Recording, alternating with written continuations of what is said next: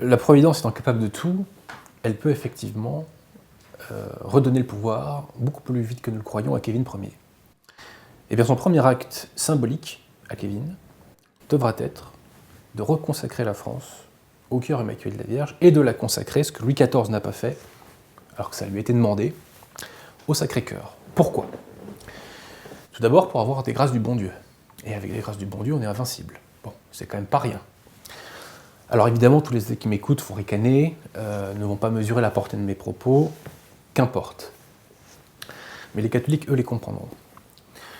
Ensuite, c'est un acte symbolique de rupture, et j'allais dire de cautérisation de la plaie des Lumières, qui nous a été, même de la Révolution, hein, pour dire la chose très simplement, qui nous a été laissée depuis 200 ans. Et ça sera la rupture aussi avec certains réseaux qui sont extrêmement influents, vous suivez mon regard, n'est-ce pas, dans la nomenclature républicaine. Voilà.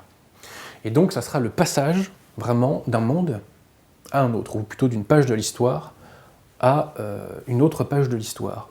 Nous pourrons changer très naturellement, je dirais, l'état d'esprit dans l'éducation nationale.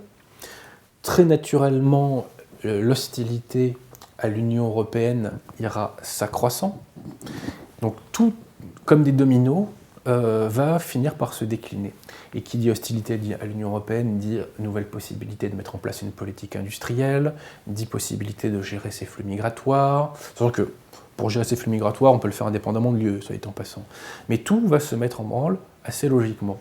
Quand les Français seront de nouveau imbibés de ces principes incarnés par ce cher Kevin, par Sa Majesté Kevin Ier, eh bien, tout sera très logique. La question de l'immigration sera également réglée, c'est-à-dire que concrètement, je ne parle pas de la question de l'immigration illégale, mais de la question de l'immigration légale. On fait venir chaque année 200 000 immigrants en France par an. Pourquoi ? Parce que chaque année, dans les consulats et ambassades partout en France, on donne 200 000 passeports par an.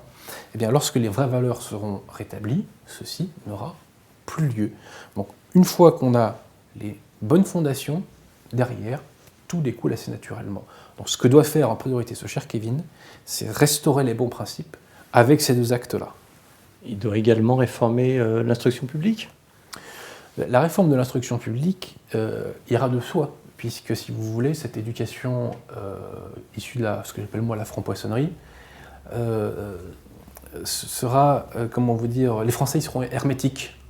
Donc très naturellement, moi je crois vraiment à ces vertus, si je puis dire, de l'anthropologie, hein, ça sera inaudible pour les Français. Et ils n'en voudront plus pour leurs enfants, voyez-vous. Donc Kevin Ier est une sorte de sculpteur qui doit redessiner le corps du français, du vrai français. Et quand ce corps sera redessiné... Simplement en posant des actes symboliques ? Mais ces actes symboliques auront des incidences très concrètes sur les institutions, sur les programmes scolaires, sur les traités que nous acceptons dorénavant ou pas, etc., etc., etc.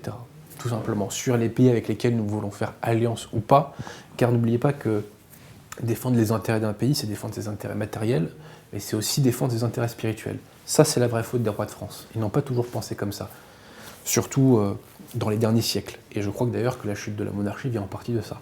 C'est-à-dire qu'on n'a pas assez défendu les intérêts spirituels. Mais il y aura des conséquences sur tous les secteurs. D'ailleurs, c'est normal, puisque tous les secteurs sont influencés par l'idéologie révolutionnaire. Donc si vous retirez l'idéologie révolutionnaire de tous ces secteurs, le problème est réglé.